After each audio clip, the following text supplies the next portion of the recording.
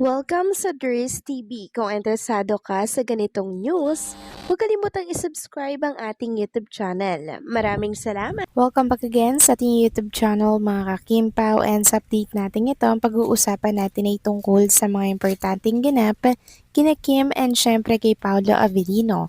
So ang pag-uusapan na tatalakayin natin sa update na to ay may kaugnayan nga po sa pag-amin ni Kim Chu sa live ng It's Showtime tungkol nga po sa current status ng relationship niya mga kakimpaw na talaga namang kinawindang po ng buong bansa, lalo na po ni Vice Ganda. Yan ang pag-uusapan natin sa update na to, kasama na din ang iba pang ganap kina Kim and syempre kay Paula Avellino. Nako, sana po tapusin nyo to mga kakimpaw kasi sobrang saya at sobrang tindi po ng tatalakayin natin.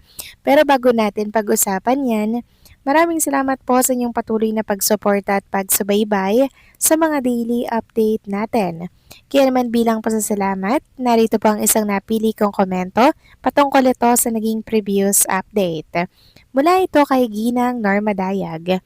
Sabi niya, "There's TV Good PM, yes, itong MMJ basher ng KP.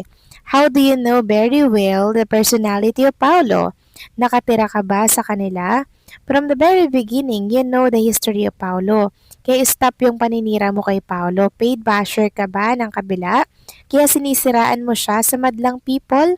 What do you mean by revealing his past experiences?" Meaning, isa lang motives mo, siraan si Paolo sa madlang people para maniwala sila sa'yo at di panoorin ang movie nila. Mali ka kasi the more you are inviting people to view their movie, God bless KP. Maraming salamat po sa inyong komento at sa pagtatanggol, Ginang Norma Dayag. Yes, tama po kayo sa inyong mga sinabi, no? So, hindi po kasama ni Paolo Avellino ang mga bashers na yan para po sabihin kung ano ba yung mga katotohanan, may mga revelation na yan. Ito'y ano lamang, paninira lamang mga kakimpaw. Para po syempre madismaya, mawala ng gana ang mga Kimpaw fans na sumuporta sa movie ni Kim and ni Paolo. 'Diba? Alam na natin yung mga galawang ganyan. Kaya masanay na po tayo dyan, Ginang Norma Dayag. Kasi ito ay mga ano lamang talaga, mga patibong.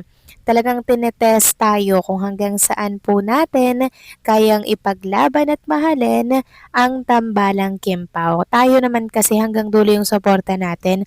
Kaya kahit anong paninira nila, tatawanan na lang natin sila. Kasi hindi po tayo affected. Kilalang kilala kasi natin si Kim and Paolo pagdating sa relationship na meron sila ngayon.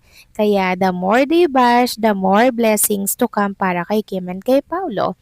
So maraming salamat sa inyong komento, Ginang Norma Daya. God bless po at mabuhay kayo. So eto na nga, pag-usapan na natin mga kakimpa, mga topic na nakalap natin sa update na to, at unahin na nga nating talakayin ang tungkol dito sa naunang update natin kanina na kung saan ay nadismaya nga po ang ilang mga Kimpaw fans dahil nabasag daw ni Chinita Princess yung anniversary na August 19 mga kakimpaw.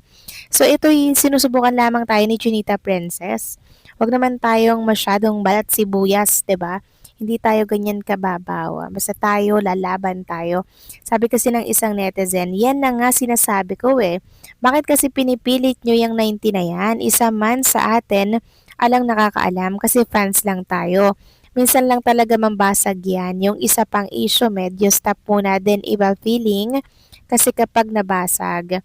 For now, focus tayo sa upcoming movie nila. So kahit ano pa po yung date ng anniversary nila mga kakimpo, kung ano yung totoo, sila na lamang po yung nakakaalam. Tayo mga fans lang kasi na nakasubaybay at nag-oobserba pero hindi natin alam ang buong katotohanan sa kanilang dalawa, 'di ba? Kasi very private nila. Samantalang talakayin naman natin ang tungkol dito sa headline natin na pinagtapat ni Chinita Princess sa live po ng It's Showtime kanina. Yung current status niya mga kakimpaw, ni-reveal niya po sa publiko. Grabe, sigawan lahat ng studio audience dito po sa It's Showtime. Maging si Vice Ganda, naloka at nawindang ng husto sa pinagtapat ni Chinita Princess. Alam niyo mga kakimpaw, viral ito ngayon. As in viral, pinag-uusapan ito sa lahat ng social media platforms, sa Facebook, sa X, sa Instagram, sa YouTube. Grabe, kaya naman i-share ko ito sa inyo mga kakimpaw. Hindi pwedeng sarilihin lang natin ito. Sabi kasi ni Meme Vice mga kakimpaw, current status tapos yung parang i-acting ni Chinita Princess. So ito po yung mga kataga na binitawan ni Kim na talaga naman tumatak at pinagkakaguluhan ngayon sa social media.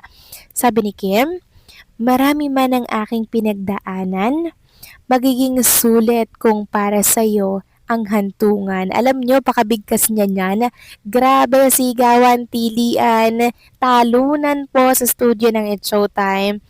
Maging si Vice Ganda na pasigaw, na loka ng husto. Grabe mga kakimpaw. Sigawan po talaga.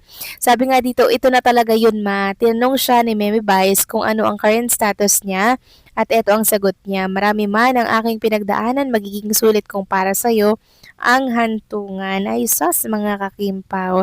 Tinapos na ni Chinita Princess ang laban. So bawing-bawi naman mga kakimpaw kung kanina nabasag po yung August 19 or kagabi, abay ngayon bumawi si Chinita Princess mga kakimpaw.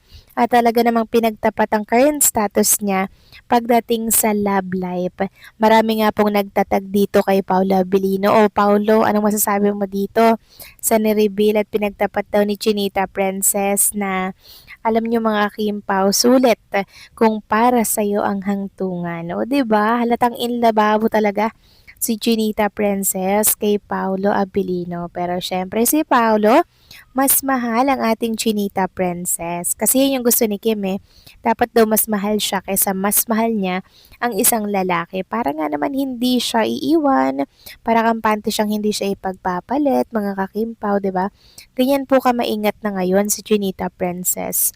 Talagang iniingatan niya po ang kanyang feelings, ang kanyang puso, sa pamamagitan ng hindi pagbuhos ng lahat ng pagmamahal. Nagtitira na siya mga kakimpaw ng para sa kanyang sarili.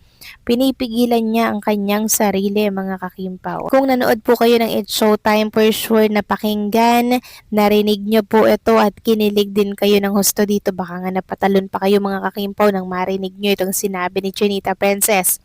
Pustahan, aminin niyo mga kakimpaw, siguradong hagalpak ng tawa niyo no, habang nanonood o nakikinig kayo sa inyong mga telebisyon. Sobrang sulit no yung pagbabalik ni Kim sa It's Showtime kasi meron siyang napakagandang paayuda para po sa ating lahat, para po tayo ay sumaya. So nakaka-happy lang dahil kahit na nabasag ang Kimpaw fans sa anniversary na yan, ayan, bumawi naman po si Chinita Princess. Kaya thank you so much dahil napakilig at napasaya na naman ang mga senior citizens. So kayo ba mga kakimpaw, anong masasabi ninyo dito? Please comment down below.